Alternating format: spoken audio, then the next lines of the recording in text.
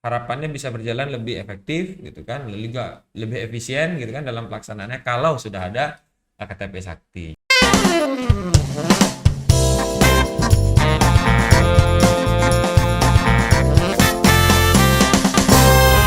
Halo Sobat Endo Prime, kembali lagi di podcast kita yang pasti akan selalu mengupas tentang informasi-informasi dan juga isu-isu menarik dan selalu informatif. Tentunya untuk kali ini kita masih ada di pembahasan terkait pemilu dan juga generasi muda. Nah, hari ini saya juga masih ditemani sama narasumber kita yang luar biasa, Pak Gus Tortor dan juga Pak Surya. Pak Surya.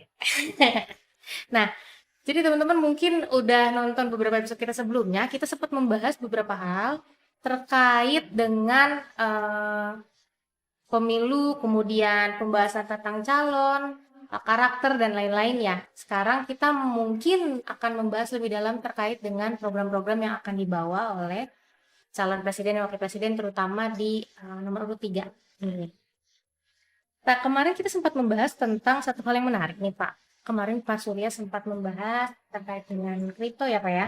Menyangkut tentang kripto dan generasi muda, kita melihat juga bahwa generasi muda sekarang sudah mulai melek tentang hal yang berbau investasi, khususnya kripto. Nah, dari segi pengamatan Bapak nih, dari beberapa yang sudah Bapak sampaikan kemarin, singkatnya, eh, kalau secara keseluruhannya sebetulnya ya Pak, bahaya atau tidak sih kripto itu dan memang sebetulnya kebijakan yang paling baik terkait itu seperti apa sih? Oke, jadi kalau berbicara kebijakan dulu ya, memang ada beberapa negara yang memperbolehkan cryptocurrency itu. Nah, terus juga ada beberapa negara yang masih melarang, termasuk di Indonesia itu kan. Nah, yang terpenting itu bukan kemudian kita memahami atau membandingkan, oh negara ini boleh tuh kripto, kenapa Indonesia nggak boleh gitu. Bukan itu, tapi kita harus sama-sama memahami gitu kan. Kira-kira faedah atau manfaat dari cryptocurrency itu apa? Nah, ini yang kemudian perlu sama-sama dipahami oleh generasi milenial, Gen Z, gitu ya, bahwa sebenarnya cryptocurrency itu bisa membahayakan produktivitas di Indonesia. Nah, jadi pertumbuhan ekonomi itu, Pak Gedi, kan bergantung dari seberapa tinggi produktivitas kan suatu negara. Jadi misalnya kita seberapa tinggi memproduksi tekstil, seberapa tinggi kita memproduksi misalnya apa bahan-bahan alam gitu ya, misalnya seberapa tinggi kita memproduksi kapas. Nah, itu kemudian menjadi semakin banyak dikumpulkan, diakumulasi gitu kan, dalam si makanan, sayuran dan lain sebagainya, sehingga kemudian menjadi pendapatan nasional. Nah, inilah yang kemudian menjadi acuan penting tidaknya suatu komoditas itu untuk dikembangkan. Tidak hanya komoditas, begitu juga jasa gitu, sektor jasa misalnya kalau yang sederhana misalnya tukang cukur rambut itu kan jasa, dokter itu kan jasa. Karena itu juga seberapa masif kita melakukan produksi. Nah, sementara dengan cryptocurrency itu produksinya nggak ada. Nah, gitu. Karena kripto itu tidak berbicara tentang peningkatan produktivitas. Karena nggak ada barang yang dihasilkan atau barang yang diproduksi dari cryptocurrency. Memang bilangnya currency, mata uang, tapi uangnya itu, nah gitu kan, uangnya itu hanya berbentuk digital saja. Tidak diakui sebagai mata uang salah satu negara. Jadi kalau Indonesia kan rupiah, Amerika Serikat ada dolar, gitu kan, ada pound sterling di Inggris. Nah, itu diakui oleh negaranya masing-masing. Sehingga kemudian kalau kita mau tukarkan bisa ke negaranya masing-masing uangnya itu. Begitu kan? Nah, tetapi kemudian apa ada negara yang bertanggung jawab atas mata uang tersebut? Cryptocurrency nggak ada negara yang bertanggung jawab atas mata uang tersebut gitu. Nah, maka kemudian ini berbahaya. Tadi bahayanya pertama tidak memproduksi apa-apa dari transaksi cryptocurrency ini. Sehingga peningkatan produktivitas kita akan menurun kalau anak buahnya apa anak mudanya semua main kripto. Nah, lalu yang kedua tadi nggak ada juga negara yang mengakui cryptocurrency ini. Sehingga tidak ada yang dalam tanda kutip bertanggung jawab atas misalnya kerugian-kerugian finansial yang terjadi atas cryptocurrency. Nah, kira-kira itu bahayanya. Nah, sedangkan salah satu pasangan pasangan calon gitu ya, terutama Mas Gibran waktu itu kita saksikan sama-sama di debat Cawapres, itu menyampaikan kita ingin eh, memajukan anak-anak muda terutama di bidang blockchain dan cryptocurrency kira-kira begitu kan. Nah, itu sebenarnya yang kemudian saya cukup kecewa ya dengan pasangan nomor urut 2 dengan visinya. Karena seperti yang saya sampaikan di episode sebelumnya, mau bagaimanapun tanpa maksud mendiskreditkan pasangan calon lain pun, mereka-mereka yang ikut berkontestasi di Pilpres ini, baik itu eh, Mas Anies dan juga Pak Muhaimin, baik itu Pak Prabowo dan Mas Gibran, baik itu Pak Ganjar dan Pak Mahfud, adalah putra-putra terbaik bangsa. Yang mana visi-visi mereka ini bisa juga saling melengkapi sebenarnya. Nah, tapi ini kok ada satu visi yang justru kok kayaknya bukannya melengkapi, tapi malah menurut saya bisa membahayakan produktivitas bangsa, produktivitas nasional, dan perekonomian nasional. Mungkin kayak gitu singkatnya. Nah, gitu. Menarik Pak. Jadi mungkin sebenarnya membuka juga ya, Mm-mm. karena untuk generasi muda, apalagi terkait investasi, pasti kan tidak banyak yang begitu paham ya. Jadi ini juga sebenarnya masukan juga sih ya untuk kita sobat Indoprime untuk lebih aware juga nih terkait kebijakan-kebijakan apa saja yang memang sebetulnya betul-betul menguntungkan kita ataupun bisa menguntungkan, tapi sebetulnya kalau dilihatnya tidak secara keseluruhan mungkin lebih merugikan daripada menguntungkannya. Jadi gini, mata uang di setiap negara itu ada jaminan. Kenapa Indonesia pakai rupiah? Karena jaminannya itu perak. Gitu. Satu-satunya negara yang bisa membuat mencetak mata uang tanpa jaminan itu hanya Amerika. Jadi ada yang jaminannya itu emas, gitu ya. Berapa jumlah emas yang dimiliki oleh negara itu. Jadi setiap negara itu nggak bisa bikin uang itu seenaknya, semaunya dia gitu. Itu nggak bisa. Dan uang ini kan perdagangan untuk antar negara sampai dengan internasional. Nah, jaminan itu yang berupa logam mulia, bahkan kalau nggak salah ada satu negara di Afrika yang jaminan eh, mata uangnya itu dengan kulit, gitu kan? Ada itu. Nah, sejumlah jaminan itu, dan nah itu nanti kursnya adalah berdasarkan perbandingan dari jaminan itu. Misalkan Indonesia pakai perak, Amerika pakai dolar, gitu. Nah, berapa selisihnya? Itulah yang menjadi kurs dasar yang digunakan sebagai sebuah kesepakatan. Makanya ada nih ketika emas naik, gitu ya, terus dolar ikut naik, misalkan. Selalu seperti itu. Ada patokannya, ada standarnya. Nah, apakah uang digital ini punya nggak patokan itu? Itu kan yang akan merepotkan. Ketika setiap orang bisa menentukan berapa kurs dari uang yang dia miliki, uang digital yang dia miliki. Itu kan permasalahan ekonomi yang nggak semudah itu gitu loh. Bahkan mungkin kalaupun itu suatu saat nanti digunakan di dunia ini, itu butuh sosialisasi yang cukup panjang gitu. Karena tidak semua lini bisa dibayar dengan uang digital semacam itu. Itu permasalahan. Mungkin itu masukan dari saya. Berarti berbicara tentang tadi ya Pak, currency dan berbagai program ya, itu kan salah satu program-program yang menjadi program unggulan dari mungkin paslon lain. Nah, berbicara tentang program unggulan nih, untuk paslon nomor urut 3 ini, sebenarnya apa aja sih program unggulannya yang mungkin bisa menggugah hati kita nih sebagai generasi muda nih untuk memilih paslon 03? Ada 21 program sebenarnya, tapi ada dua program yang mungkin menarik untuk kita bahas ya pada saat ini dengan waktu yang singkat. Permasalahannya gini, dari program siapapun yang menjadi capres ya, atau siapa yang menawarkan program itu, yang paling penting adalah tereksekusi nggak program ini, gitu kan? Realistis nggak program ini? Gitu. Orang bisa bikin program sebagus mungkin, tapi permasalahannya mampu nggak itu dilaksanakan? Gitu. Itu yang paling penting. Dari 21 program yang ditawarkan oleh Pak Ganjar dan Pak Mahfud, ada 2 program yang menurut saya ini program yang sangat mudah, sederhana, dan murah. Dan itu realistis banget. Yang lainnya pun bisa dilaksanakan. Tapi dahsyatnya program ini memberikan efek yang sangat begitu kuat terhadap bangsa ini. Pertama adalah program internet gratis. Internet gratis ini adalah program memberikan pancing, bukan memberikan ikan, gitu loh. Karena dengan internet gratis ini banyak aspek yang akan bisa berkembang, mulai dari industri maupun industri kreatif ya, industri rumahan dan sebagainya.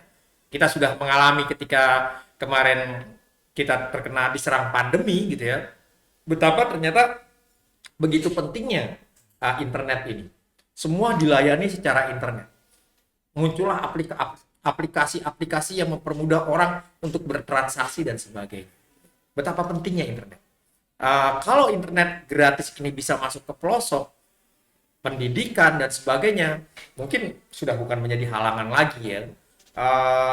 Kemarin kita sempat ada program buku digital. Ternyata buku digital ini untuk mengunduhnya, untuk mendownloadnya itu lama sekali. Ada buku digital yang 24 jam belum selesai diunduh, gitu kan. Jadi bukunya udah digital gitu, tapi kan prasarana internet cepat dan gratis itu nggak ada, sehingga kalau dihitung-hitung daripada buku digital lebih baik buku fisik gitu. Buku fisik bisa menjadi lebih murah, lebih cepat, dan buku digital itu pun nantinya tetap aja akan di-print. Gitu. Dibutuhkan untuk di-print dalam konteks pengajaran, ya berarti kan sebenarnya 2 kali lipat. Nah, kalau nanti internet ini sudah bisa gratis, itu akan menjadi lebih mudah untuk pengaplikasian buku digital ini akan menjadi lebih mudah. Itu. Yang kedua, mungkin sudah saatnya kita punya kesetaraan di dalam kehidupan di bangsa ini. Terutama buat saudara-saudara kita penyandang disabilitas. Betapa pentingnya kesetaraan fasilitas antara tidak penyandang disabilitas dan penyandang disabilitas. Entah di mall, di tempat ibadah, di pasar, dan di tempat-tempat umum yang lainnya. Sehingga sudah betul-betul kemarin saya ngelihat ada spanduk, ada baliho gitu ya, yang dipasang menutupi jalan untuk teman-teman tunanetra gitu loh. Terus bagaimana orang-orang tunanetra mau jalan kalau tempat untuk mereka jalan itu ditutupi oleh baliho gitu. Kita udah tahu akhirnya bahwa capres itu dan cawapres itu tidak peduli dengan orang disabilitas gitu. Nah, ini adalah program yang paling menarik gitu. Karena kalau teman-teman disabilitas ini sudah bisa menikmati semua fasilitas seperti kita, termasuk sebetulnya juga program di mana bahasa isyarat itu menjadi salah satu mata pelajaran wajib di setiap sekolah. Sehingga anak-anak disabilitas itu tidak lagi perlu harus sekolah di SLB. Kalau sekarang kan anak disabilitas harus sekolah di SLB, gitu kan. Apa salahnya mereka juga sekolah di sekolah umum, sosialisasi seperti kita, bahwa apa yang mereka alami itu bukan sebuah kekurangan. Bahkan kadang-kadang apa yang mereka alami itu adalah sebuah kelebihan yang kita, orang-orang yang tanda kutip dibilang normal, justru tidak menjadi lebih baik dari mereka, tidak lebih dianggap lebih mampu dari mereka. Nah, ini program-program ini yang paling menarik. Dan itu kan biayanya murah. Ya kan? Penggunaan fasilitas disabilitas ini bisa digunakan dengan program pembangunan di daerah masing-masing. Kalau orang mau bikin mall atau mau bikin rumah sakit, dia harus menyediakan fasilitas itu untuk kursi rodanya, untuk yang lainnya, itu harus disiapkan. Dan itu tidak memerlukan persiapan dan sebagainya, hanya tinggal dibuat sebuah kebijakan. Kalau mau bikin bangunan umum, cara seperti ini, bagaimana di tempat parkir, ya kan, di kamar mandi dan sebagainya, asal itu sudah ada patokannya, tinggal mengikuti. Gitu. Terus kayak internet gratis. Sebenarnya kan kalau kita pakai internet itu kita bayar penggunaan sesuatu yang sebenarnya itu maya loh, untuk kita bayar gitu kan. Data itu maya.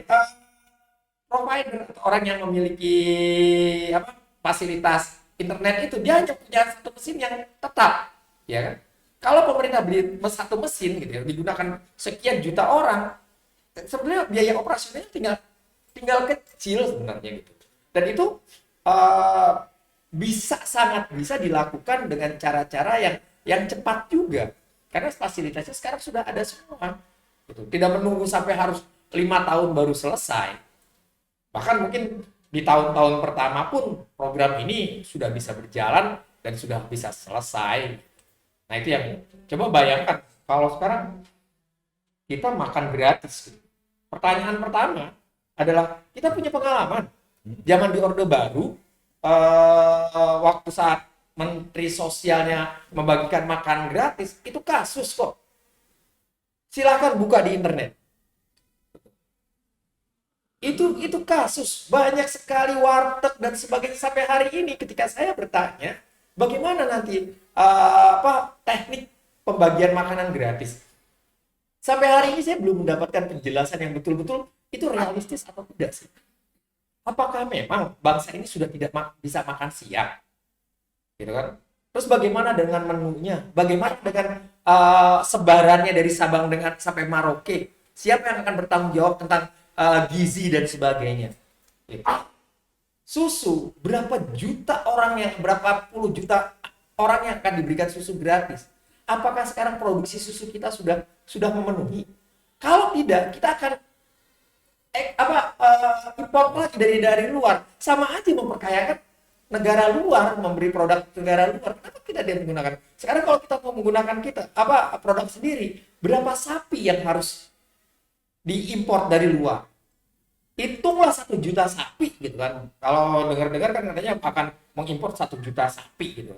Kalau sapi itu punya kandang 1 kali 2 meter aja, kali 1 juta, udah berapa lahan yang akan digunakan hanya untuk kandang sapi gitu kan. Terus siapa yang ngurus? Sapi itu makhluk hidup. Penyakitnya bisa kalau diurus tidak benar, penyakitnya banyak. Penyakit kuku dan sebagainya. Jadi program yang sangat riskan sebenarnya untuk dilakukan. Gitu. Nah, kita bisa lihatlah dari program-program kembali lagi seperti kita bicarakan kemarin.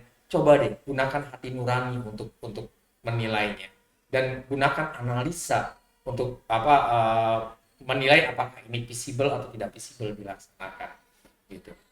Nah, hal-hal yang semacam ini balik lagi kepada anak muda, generasi milenium, generasi Gen Z gitu ya, untuk coba buka pikiran gitu ya.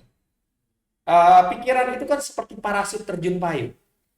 Dia akan berguna kalau terbuka. Buka dari sekarang. Gunakan hati nurani kalian. Kalian akan bisa menemukan semua jawaban dari keraguan-keraguan kalian. Sekali lagi, apabila kalian butuh teman, butuh kawan untuk berdiskusi, berbicara, kami dari Cogan siap untuk menemani Anda untuk berdiskusi dan berbagi pengalaman. Gimana Bung Surya? Ya tadi kalau Gus Tortor itu menyampaikan 2 dari 21 ya. 2 dari 21 program unggulan, saya juga mau coba menyampaikan 2 juga dari 21. Biar sama kayak Gus Tortor.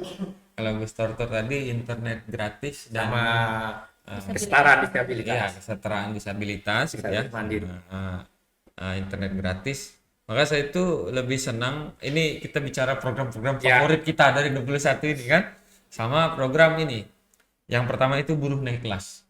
Nah, jadi ini kemudian bagaimana perhatian pemerintah terhadap kesejahteraan buruh sebenarnya ya. Garis besarnya ini berbicara tentang kesejahteraan pemerintah, kesejahteraan buruh yang kemudian bagaimana pemerintah memiliki perhatian yang cukup tinggi. Jadi begini, Kak Gibi, seringkali masyarakat itu kalau udah berbicara upah, berbicara gaji, itu seolah-olah ya udah tinggal urusan antara atasan dan bawahan aja. Kayak gitu kan? Kadang nih Gen Z, generasi milenial, masyarakat awam gitu, kalau bicara tentang berapa gaji lu, gaji gua UMR nih, gitu kan. Berapa gaji lu, sekian juta. Itu cuman ngomongin tentang bagaimana caranya naikin gaji itu dengan naik jabatan, terus gimana juga hubungannya dengan si pemilik perusahaan. Itu aja. Padahal ada yang lupa, padahal ada peran pemerintah di sini. Nah, inilah yang perlu dipahami betapa penting dan berapa vitalnya peran pemerintah dalam mensejahterakan buruh. Nah, pemerintah di sini Ganjar Mahfud kan dengan tegas menunjukkan kehadiran dia untuk kaum buruh dan juga untuk pengusahanya begitu. Makanya guru naik kelas sama program. Jadi di sini dilihat betapa Ganjar dan Mahfud benar-benar memahami permasalahan ekonomi yang dihadapi oleh bangsa Indonesia. Jadi kan kalau berbicara pengangguran, disebut pengangguran itu karena tidak bekerja. Nah, ketika dia bekerja, pilihannya dua, apakah dia menjadi buruh karyawan atau pemilik usaha.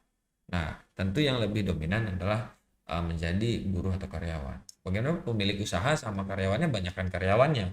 Gitu kan, bagaimanapun tentu ini merupakan hubungan yang harus dijaga dengan oleh pemerintah. Jangan sampai buruhnya sibuk demo untuk naikin gaji, akhirnya produktivitas negara kita menurun, gitu kan. Akhirnya harga barang-barang naik karena penawarannya, ya kan, produktivitasnya menurun, akhirnya jumlah barang yang ditawarkan itu kan, jumlah penawarannya menurun, harganya naik, akhirnya masyarakat nggak bisa beli. Misalnya nih, buruh kita semua buruh nih misalnya kan, demo misalnya, pokoknya 2 juta buruh tekstil demo gitu kan. Nah, kebutuhan tekstil itu akan bisa dipenuhi gitu kan. Nah, dari itu penting bagi pemerintah untuk menjaga. Makanya di sini pemerintah melalui program Ganjar Mahfud gitu ya, melalui program buruh naik kelas itu ingin mensejahterakan buruh kan, yang pertama, lalu juga tidak merugikan para pengusaha. Jadi mampu merangkul agar hubungan buruh gitu ya dengan pengusaha ini bisa berjalan dengan baik. Jangan sampai juga pengusahanya komplain. Jadi komplain terus pengusahanya, ini gimana sih harga UMR kita naik terus gitu, sehingga kita kalau memproduksi barang akhirnya barang-barang jadi mahal. Kenapa? Karena ongkos produksinya tinggi. Sama. Lalu kedua juga biaya tenaga kerjanya tinggi. Nah, jangan sampai juga ada keluhan-keluhan seperti itu. Nah, maka ini kemudian menunjukkan betapa Ganjar dan Mahfud sangat menghargai dan juga sangat memahami persoalan yang dihadapi oleh masyarakat Indonesia. Itu yang pertama, tentang buruh naik kelas. Lalu yang kedua, yang saya suka juga itu program KTP Sakti. Nah, jadi berbicara tentang program KTP Sakti ini berbicara tentang integrasi data sebenarnya, ada big data. Sekarang kita punya tuh nomor banyak banget, bukan cuma nomor handphone, nomor KTP sendiri, nomor NPWP sendiri, tapi udah mulai tuh. Udah mulai ada integrasi. NPWP, tapi kan masih ada tuh yang belum terintegrasi. NPWP, nomor BPJS gitu kan. Terus nanti kartu Indonesia Sehat segala macam itu punya nomor-nomor sendiri.